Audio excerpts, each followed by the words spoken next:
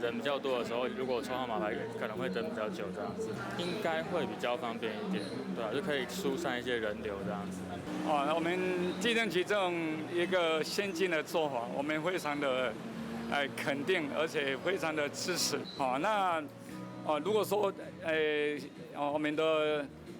消费者可以直接来我们的各地震事务所来取得说他的要的资料，那对我们的交易纠纷会大大的降低。掌握市政3分钟，台南进步向前冲。欢迎收看《市政3分钟》。台南市政府地震局多年来持续推动智慧化服务，像是线上申办进度查询、地价查询、实价登录申报结果查询等等，便利的线上服务都获得市民好评。近日，台南市11个地震事务所全面启用誊本贩卖机，大大节省人工作业申请的时间，而且扩大服务内容，还可以补发税单。希望市民都能感受到全新优质的洽公体验。接下来，我们就来听听地震局长怎么说吧。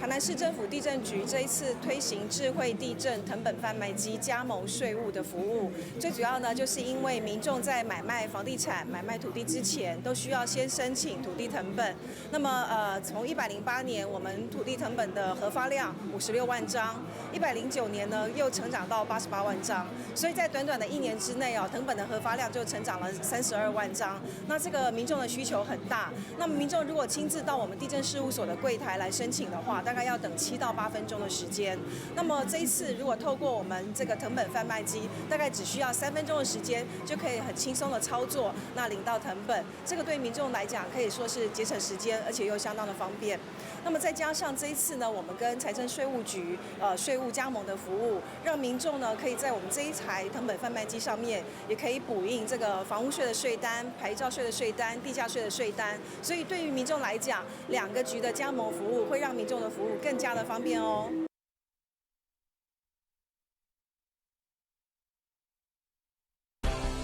接下来请收看中嘉新闻。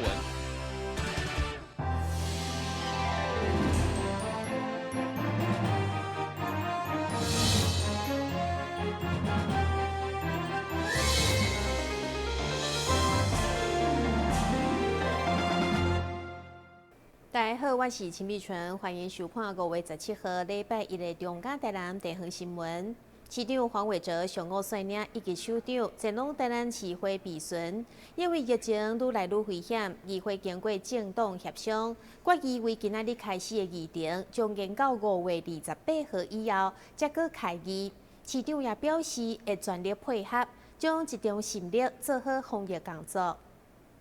关门议会进行总质询议庭，轮到议员林志聪，不过因为本土疫情冲击，加上防疫残酷作战，所以议会紧急举行政党协商，决定将大会延到5月28以后。议长强调，到时会搁再看疫情状况来做调整，免让市长为了防疫，搁规个早拢绑在议会。原则上，因为不要让台南市政府两头烧，现在正值呢市政总质询。那台南市政府又要因应呢整个疫情的严峻的之下，随时会发生任何状况，一方面又要应付台南市议会的市政总质询，那我们这样就延会，延到5月28以后，视中央疫情而定。面对议会延期，市长黄伟哲表示，市府甲议会是一体，除了全力配合议会决定，市府团队嘛做好充分的准备，集中人力物力来做好防疫。为了因应这个疫情的需要、发展的需要那台南市议会跟台中、高雄等直辖市议会都已经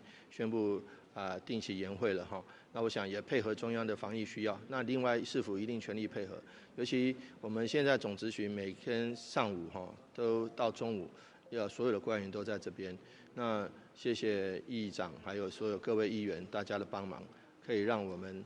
这个集中心力来全力抗疫。过来疫情一直增加，议会国民党团嘛表示，一个民众反映伫公祭场合拢看到市长，所以上午嘛发表声明，表示为着市长甲大家健康，请市长唔通搁走公祭。同时因为担市防疫也个是2、3级之间，所以嘛要求针对无挂出来民众甲无罚款进行检讨。台南新闻管制林根采访报道。另外，因为民意代表勤走基层，所以议会嘛决议，所有议员将会全面进行筛检，让民众安心。因疫情，议会定期会除了决议先延期到5月28。议长郭信良进一步表示，因应议员顶面代工作需要接触人群，属于高传染风险，透过政党协商嘛决议进行全面筛检。针对民意代表的普筛我们也跟议长建议说，因为民意代表事实上每天在外面跑，是一种带状性的一个传染的导演，所以我们希望说，我们高危险群的民意代表应该做一个普筛，也让民众知道说我们是健康的，让大家跟我们接触之后无虑。所以议长也能够因应这样的一个反应，所以议长也决定说，台南市议会会跟卫生局配合，然后安排一个时间来做一个全面普筛。今天议会还有党团协议就是那个民意代表已经要全面普筛了，这个协议是很好，因为那个议员在跑行程他是一个公众人物到处跑，如果议员得标，那民众怎么办？所以今天议会通过这个议员要那个全面筛检自己以身作则。我们是民意代表一个高风险群，那我们也要求台南市政府和台南市议会所有议员呢全面做个筛检，让市民能够安心安排最近的时间呢再做一个筛检，因为我们在中西区、安南区、永康和西宁呢要做个普筛站。那么全面来做高风险群的做个普筛，那一同呢做一个加以的检核让市民能够安心议长除了请卫生局协助议会面代加高风险的工作人员尽速办理筛检，市长嘛表示已经动手设立筛检站，会尽速安排筛检作业，让市民安心。不过评估这款做法的效益，也是持保留态度。快筛是要筛检出在热区里面还有有没有已经确诊的黑数，是要筛检那个东西。快筛有伪阳性跟伪阴性的，快筛的试剂一剂大概300-400块，快筛啦。那但是因为不准嘛，所以说比较准一点。对了，裁剪做 PCR。疫情发展快速，议会其他市府借着普遍筛检，找出潜在风险，让台南真正成为一个幸福好徛起的城市。台南新闻管制林根采访报道。台南市的1999专线设立以来，每一档大约有24万通电话。现在是因为疫情的关系，民众卡电话真歹卡，佫会被要求转卡防疫专线。所以议员刘维印建议市府将1999列入疫情专线。中央设立1922专线，这一档来针对 COVID-19 疫情协助解答民众的顾虑，进行通报，甚至疏解民众的情绪，进行24点钟的免费服务。另外，因为单市1999市民服务热线，每一档的话务量嘛达到24万通。健康会议改版以后，佮增加网络电话、扩大案件通报平台等5大功能。所以议员刘维印嘛要求市府便民将1999列入疫情咨询通报的专线。这几天也接获到很多民众的反映，说特别是在疫情相关的，不管是通报或询问，那他们在打1999的时候，1999他第一时间都没办法做出正确的回应，那都来要求来打2880-180。可是2880-180民众打过去之后，可能适逢这个假日或这个周末，所以呢，他并没有人可以来做接通的一个动作。那这个部分我在接获反映之后，有立马来要求卫生局应该尽快整合1999跟2880-180的专线，让1999也能作为这个各局处通报的统一窗口，因为1999本来就是一个市民服务专线，特别是在这疫情期间，那大家都已经习惯来拨打1999，应该让它跟防疫专线能够合为一。根据了解，目前台南1999专线也有手语视讯加文字客服，如果民众无愿意线顶等待，也当利用语音留言，后续将有专人回答。台南新闻管制林根采访报道。因应国内疫情愈来愈严重，市府17号开始改成伫户外统一下工，分别设立无共课室的临时柜台，伫市府2楼的户外广场，防范市民伫等待时阵形成群聚，希望会当降低民众无必要的接触。肺炎疫情持续延烧，台南市政府展开防疫对策，为即麦开始启动户外车公窗口，降低人流群聚的风险。伫开办第一日，伫市府2楼户外走廊上，会当看到各局式架设的临时柜台，让市民伫咧开放空间车公，预防疫情扩散。我们把所有的这个局处跟民众有接触的都这个找到这边来，那避免这个民众有时候洽公的民众在里面趴走，可能会造成办公区的沦陷，因为双北的疫情已经很严重，北部的疫情也蛮严重的。那现在其实我们又没有边境管制，我们都是同船一命的，同舟一命的。所以当昨天大家也看到了，有许多北部的人纷纷南漂，那南漂过来，我们也没有办法去筛检，所以说这一点坦白讲是很脆弱的。所以说我们要做好自己的防范，就是说我们办公大楼要保持这个清楚，就是说不希望说造成任何的疑虑。目前台南市已经进入第3级防疫警戒，市府为了卖中断市民服务，特别开办户外车公，其中包含经发局、公务局、民政局等12个柜台。一方面会当统一将车公零雕集中伫咧特定区域，另外一方面伫开放式的户外。空气嘛较流通，降低感染的风险，也好未少民众真肯定市府的防疫作为。安尼正确啊，这做防护的第一层啊。我靠，办较袂喂来喂去。这一些洽公人员这样的话也是多一层的防护，这是一个超前部署的好动作。市长透早进行的视察当中，大部分的民众反应拢真赞同。并学了除了实验者以外，设立这款的空间，让大家减少感染风险，大家做伙防疫，期待台湾早日走出疫情。台南新闻张硕维、刘品言采访报道。休困一下，马上转来新闻现场。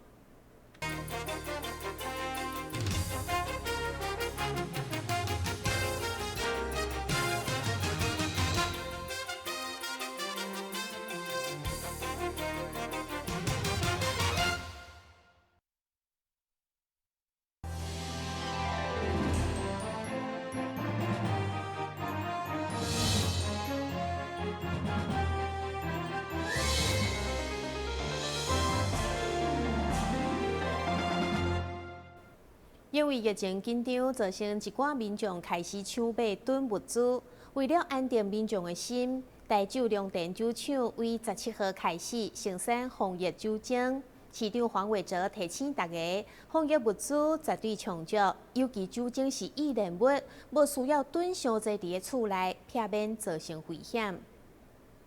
台湾17日新冠肺炎本土感染案例高达333例，看到感染数字一天比一天悬，民众佫开始恐慌，纷纷抢买各种的物资。近来有真侪民众因为买袂到防疫酒精，转向市府以及真侪民代反映。对此，市府特别商请龙田酒厂，为17日开始，每天制造72000罐75%的酒精，加强防疫能量。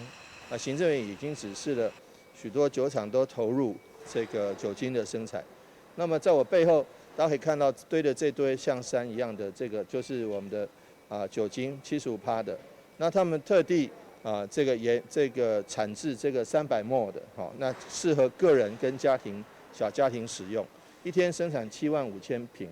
所以大家可以放心。我们台南市才总共有75万户，家户有75万户，那其实这是很快的哈。大家目前为止以市面上的货，还有加上酒厂生产的货，还有加上原先这个我们储备的这个货源，其实都够。黄伟哲特别向市民提醒，防疫物资绝对有够，请大家莫囤上侪酒精伫厝内，因为酒精是易燃物，尤其最近天气热，若是放上侪伫厝内，可能会造成危险。酒精是易燃物，不要一直买一堆来放家里，这是没有用，而且很危险。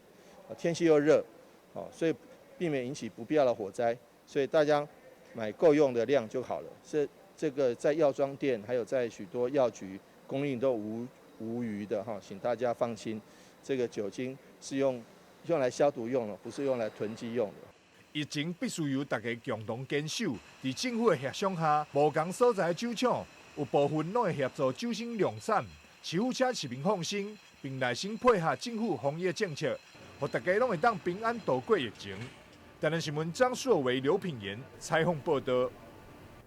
泌尿道结石过去治疗的方式，除了药物、体外震波或者是内视镜、输尿管镜、碎石等等。不过过去输尿管镜拢是定的，现主时有一种软的，不但较无死角，而且药剂内面的结石也会当一清二楚。不过到底适合用倒一种治疗的方式，也是需要经过医师评估。卫生福利部台南病院泌尿科主治医师陈志宇表示，过去使用硬式的输尿管镜治疗泌尿道的结石时，因为有角度甲管径大小的限制，如果结石的位置位伫较悬位的输尿管或者是药剂内面，就较歹找到结石。现在有软式输尿管镜，因为角度会用弯270度。因此，药剂内面的结石拢一清二楚。原则上，软式输尿管镜比传统的这个经皮穿肾它来的更好的好处是说，它不需要另外再开伤口，它是经由那个人体自然的开口，就是尿道，直接进去的这个内视镜的手术，所以它的侵入性比较低，而且病人的住院时间也会比较短。它的好处是在于说，它的治疗的时间也比较短，所以病人的如果今天的病人他是年纪比较大的，或者是抗凝血剂没办法停的，出血的风险比较高的这个族群他的肾脏的结石，在这样的情况底下都可以得到比较好的治疗。体外震波它的好处是说它不需要住院，它的侵入性比较低，但它的缺点是说它的扩清率就没有这么好，特别是在说肾脏比较下面的部分，也就是我刚才讲到可能肾脏比较底部的这个族群，它这结石如果今天把它打碎的话，它一样还是在那边，还是排不出来。所以这种情况底下，我们觉得内视镜可能会比较好，因为它传统内视镜它可能只能看到一般来说只能看到肾脏中间，但是如果今天靠软式的话，它可以看到比较下面，特别是肾脏最底部的这个族群，它可以看到这个地方做治疗。事实上，对这个特别是肾脏下展的这个结石，它还是比较好的。过去治疗泌尿道结石，除了有药物、体外震波，或者是经皮穿肾造瘘来处置。除了经皮穿肾造瘘较侵入性，体外震波甲输尿管镜是较无空嘴，恢复期嘛较紧。不过相对的嘛有伊无适应的症状甲风险，而且软式的输尿管镜目前健保并无来给付。正确的治疗泌尿道结石，也是要经过医师来评估。台南新闻林根采访报道。过敏性鼻炎是台湾常见的慢性鼻炎，大多数拢有家族的病史，或者是灰尘尘螨引起。除了药物局部血管的收缩剂、毛手术的治疗，现主时阁有动力旋转刀、甲下鼻甲软处气化棒，不但恢复期较短，而且唔免住院。贵综合病院耳鼻喉科的医师郭成宇表示，过敏性鼻炎伫台湾的盛行率大约25%。不管是过敏性鼻炎，或者是非过敏性、长期慢性的鼻炎，最后拢会造成慢性恢复性的鼻炎。伫治疗上，除了靠药物、传统的下鼻甲切除术、雷射手术加动力旋转手术，现在还有一种软处气化棒的手术。运用无线电波、3星的离子震荡，和组织来缩小。一般来说，我们慢性鼻炎有分成过敏性鼻炎跟非过敏性鼻炎。那非过敏性鼻炎也有分药物性鼻炎或者是荷尔蒙造成的，还有其他一些像自体免疫等等那些不过他们的统称其实就是叫慢性鼻炎，终究一个结果就会导致鼻黏膜增生增厚，然后导致鼻塞。那鼻的分泌物会变多，那个腺体会增加，会变成鼻水这样子。那一般来说，我们治疗慢性鼻炎呢，就是会用一些口服的一些抗组织胺或是局部的类固醇鼻喷剂。那这些东西其实都需要病人的药物遵从性要好，就是他会愿意长期这样控制。那有些病人如果希望能够得到迅速解决的话，其实会建议他手术介入这样子。那我们这个气化棒手术呢，它其实是方便又快速，而且又安全，然后卫生这样子。那它是可以在20分钟之内就可以把病人的下鼻甲的肿胀的问题做个解决，这样。那恢复期大概也是7到10天。跟传统的手术比较起来，它其实都是非常的简单而且便利这样子。医师强调，如果患者无鼻中隔的弯曲，单纯处理下鼻甲肿大的问题，冷处气化棒的手术是一种方便佮快速的选择，不但唔免大院，而且恢复期嘛较短。不过相对的一寡卫材必须要来自费。台南新闻林根采访报道。新闻最后赶快来关心气象。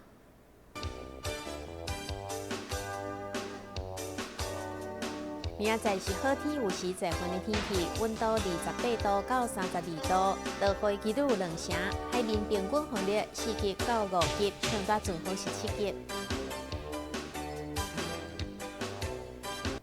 谢你收看5月17号的中港台南地方新闻，我是陈碧泉，咱再会。